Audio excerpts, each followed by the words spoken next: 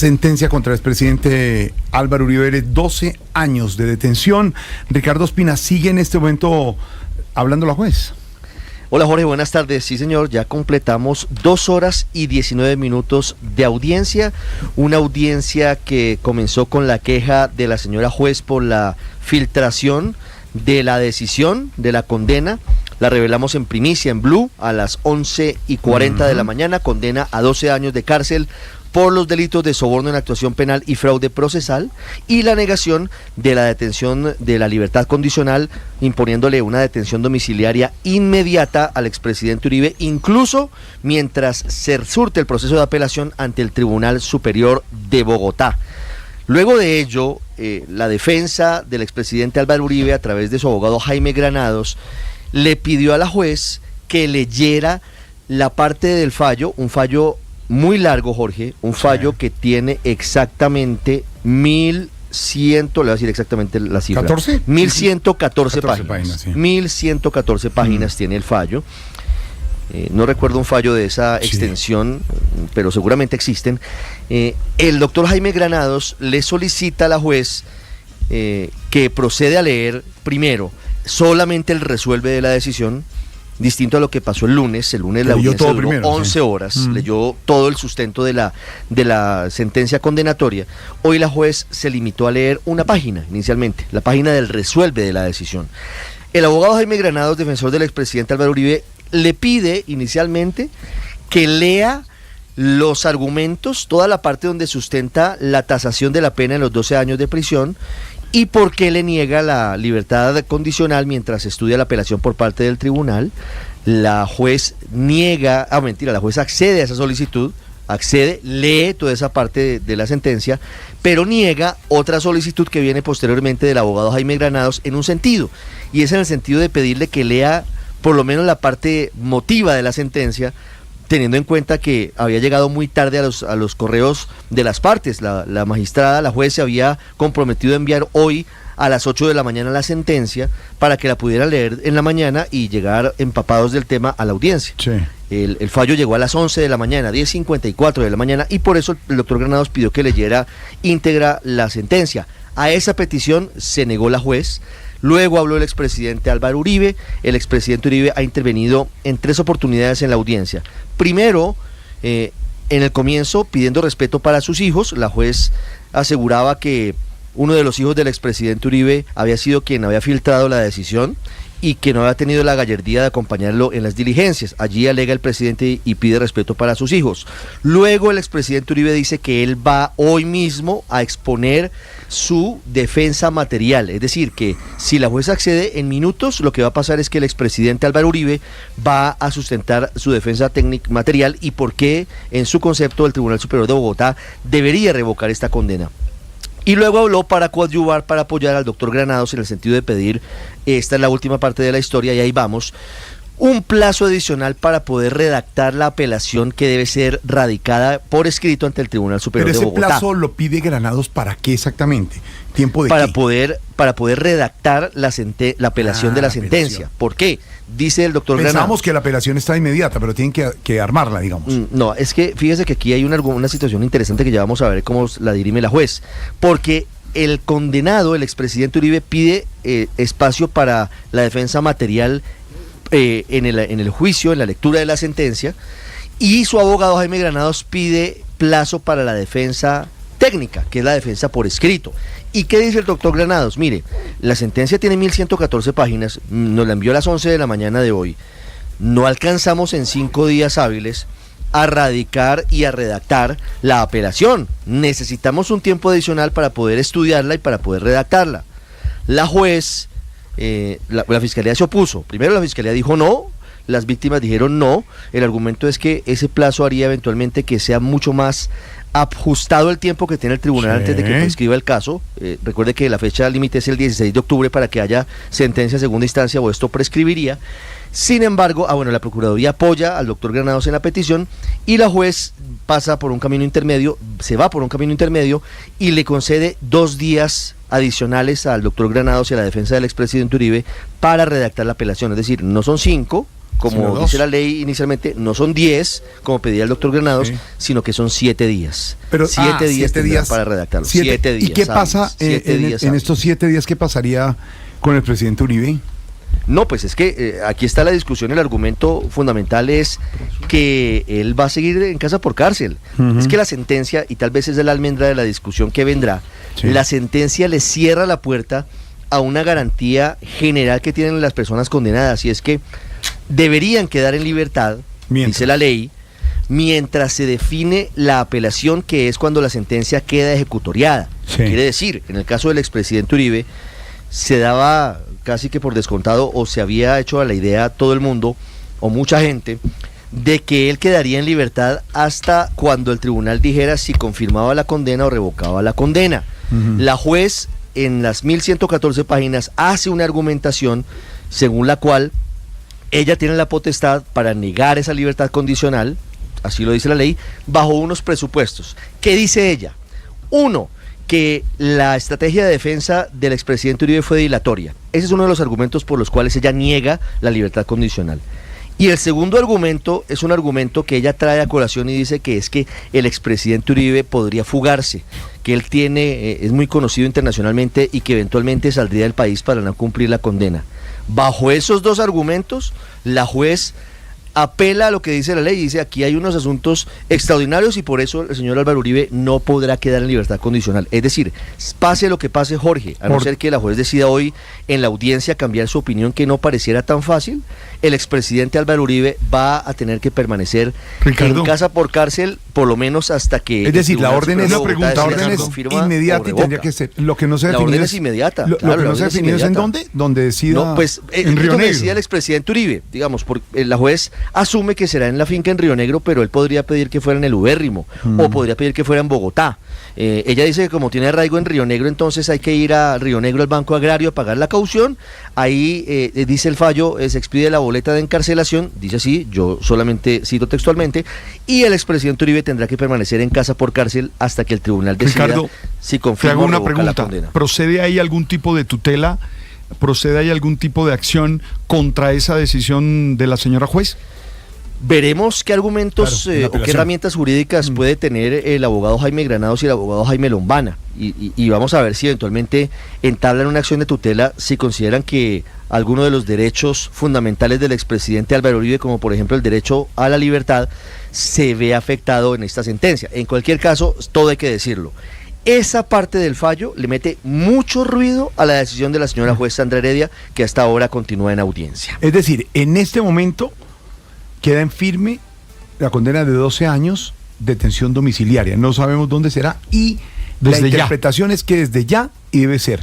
La defensa pide unos días, lo que estamos contando es que serían 7 días para redactar esa apelación que va al tribunal, que tiene además... Está contra el tiempo porque tiene que ser antes de octubre esa decisión. Antes del 16 de octubre, 16 Jorge, de octubre. La fecha es el 16 de octubre, ahí prescribe la acción penal, por eso el tribunal está contra el tiempo para poder definir la apelación antes de que prescriba el caso. Estamos en receso, Jorge, aprovechamos para contarles a los oyentes, estamos transmitiendo sin interrupciones a través del canal de YouTube de Blue y volveremos aquí cuando haya novedades en esta situación. Ricardo, perdona y te vuelvo sigo haciendo preguntas como ciudadano. O sea que todo el proceso debe tener, ¿qué? ¿2.200 páginas? No, tiene muchas más. ¿Muchas más? El proceso. No, porque primero el sentido de... No, pues muchas más. Digo... Alberto, por una razón. Dime. Les explico en lo que conozco. Claro, la sentencia tiene 1114 páginas. ¿Y la del sentido tenía cuánto? Ella nunca dijo, pero leyó 10 horas. Pero, ojo con esto, porque los señores magistrados tienen que entrar a valorar las pruebas, ¿no? ¿Todas? ¿Y alcanza el tiempo? A valorar las pruebas, es que ese es el punto. Pero es que esto, o sea, es decir, para saber si se equivocó o no la juez Sandra Heredia con la condena, los magistrados tienen que entrar a mirar el fondo del asunto. Yo solo les voy a dar un dato. Yo se los comentaba hace unos días a ustedes, creo que fuera de micrófonos en Mañanas Blue, Alberto. Sí. Lo que le trasladó en 2020 de material probatorio, videos, testimonios, documentos, la Corte Suprema a la Fiscalía, cuando el expresidente Uribe renunció al Senado para que la Fiscalía lo investigara y no la Corte Suprema, ¿Sabe cuánto tenía eso? Quienes manejan computadores y sistemas, ¿cuánto? lo conocen, 32 gigas de información Hágame el favor. en 2020. Y han pasado 5 años más en recaudo de pruebas por parte de la Fiscalía. Entonces calculen el tamaño del proceso y el tamaño de la misión de los magistrados, Ahora, que van a tener poco menos de 3 meses, sí, poco menos de 3 meses, un poquito más de 3 meses para tomar una decisión, semejante decisión, para evaluar semejante cantidad de información. Ya voy con Álvaro, pero ¿qué pasa si llega el 16 de octubre y el tribunal no está listo? ¿Prescribe? Pues prescribe y Esa es pues simplemente queda en libertad el expresidente Uribe y pues cesa la acción penal. Cesa la acción Ese es el penal. riesgo. Y que no sería lo que espera el país. El país requiere, este es un punto de vista sobre lo que necesita Colombia en este momento. Esto ya, digamos que no es información, pero yo creo que todos estamos de acuerdo en que aquí lo mejor es que se conozca en segunda instancia, que el tribunal diga si la juez tuvo o no tuvo razón con la condena. Y luego el expresidente Uribe, si lo llegan a confirmar la condena, a la corte. puede ir a la corte eventualmente al recurso de casación. O si lo absuelven las víctimas, podrían también ir a la corte y pedir el recurso de casación. Pero yo creo que no es un buen mensaje, y hay un estamento más que prescribiera el caso. Y hay uno más que la Corte Constitucional más adelante también, pero esos son 5 años más. Pero sí, claro, no, eso es no, una no, cosa lejísimos. Pero estamos Jorge, hablando Jorge, de lo pero Jorge, mediano plazo. en materia penal No, termina eventualmente con la casación ante la Corte Suprema Sí, la de Justicia. Corte Constitucional sí se violaron los derechos como Pero ciudadano, eso sí es si alguien entabla una acción de tutela o otro tipo de, sí. pero en estricto sentido, por la autopista de lo penal, terminaría eventualmente en la sala penal de la Corte, que no está obligada a estudiarla. Podría negar es el estudio. Y si lo acepta, casa o no casa. Si casa es porque va a cambiar el fallo de segunda instancia. Y si no casa es porque lo dejan firme. Aquí en este momento lo claro es lo que usted informó desde las 11 y tanto de la mañana. 12 años es la condena al expresidente Álvaro Uribe, detención domiciliaria, y lo que estamos viviendo en este momento, y usted nos irá contando con el servicio informativo que estamos dispuestos en varios lugares en la transmisión, lo que vaya a pasar y las últimas decisiones que se tomen. Pero por ahora, dar un tiempo para que los abogados defensores, doctor Granados y sus compañeros y sus colegas, redacten la apelación que va a ir a la y dos cosas más. Un llamado a la calma para todos los sectores políticos. Y un llamado al respeto de la decisión judicial, más allá de las dudas que puedan tener unos u otros o de las certezas, respeto, veremos qué dice el tribunal y veremos qué deciden las instancias a las que acudan unos y otros, porque de eso se trata el Estado de Derecho. Aquí no podemos seguir entre polos opuestos, debatiéndonos entre unos y otros. No, aquí hay que llamar a la calma, el país sigue. Fíjense que el país continúa, aquí hay muchas más noticias. Mañana juega la Selección Colombia Femenina. Aquí pasan más cosas, Jorge. Esto no termina acá. El país continúa. Sí, el país continúa. Me dicen que está hablando en este momento el expresidente Uribe. Siempre estuvo acompañada por fiscales auxiliares y por mucho personal auxiliar de la Fiscalía. Y el juzgado tampoco ha estado sola. Quien preside este juicio. Esta es la defensa material del expresidente Uribe. Claro, accedió la jueza Andrea Heredia, lo escuchamos, Jorge, si le parece. Sí, señor, claro. Está hablando el expresidente, como había dicho don Ricardo Espina. Escuchemos al expresidente. Toda la dedicación hasta donde ha sido comunicado, lo relevaron de avanzar en otros temas. Las víctimas han tenido al ministro de Justicia, 3 abogados, sus suplentes, y al senador más importante del gobierno Petro. Aquí se pidió una ampliación solamente con el propósito de poder examinar una sentencia de más de 1.100 páginas que ha desgastado enormemente a la Administración de Justicia, a la cual han apelado solamente para poder destruir una voz de la oposición democrática. Y referido a lo de hoy, honorables magistrados, tengo que comunicar a ustedes y a las autoridades competentes que se ha tratado a mis hijos de falto de gallardía. Ni mi señora ni mis hijos a lo largo de este proceso han tenido un solo comentario irrespetuoso sobre quien lo ha presidido, la señora juez. Yo tampoco. Ni en el juicio ni en mis redes, en las cuales soy muy activo, he pronunciado, tampoco escrito, algo que irrespete a la señora juez. Y entonces intentó decir que era que mis hijos habían filtrado la sentencia. Es un proceso lleno de filtraciones, desde que empezó en la Corte Suprema de Justicia. Y entonces a ellos les llega la noticia que condenan a su papá, que ha procurado darles buen ejemplo a 12 años. Por supuesto, ellos se preocupan, pero la señora juez tampoco verificó de dónde procedía esa información. Aquí la escuchamos decir que se lo había informado prensa de Palo Quemado. Yo creo que aquí ha faltado más investigación, de la que me voy a quejar, que es una de las causas por las cuales ha predominado la política sobre el derecho para condenarme. Ha faltado más investigación. Miren esto.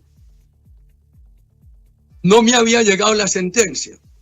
Ya los periodistas me estaban llamando que cuál era mi reacción porque me habían condenado a 12 años. Les dije, yo no me he referido al tema en público.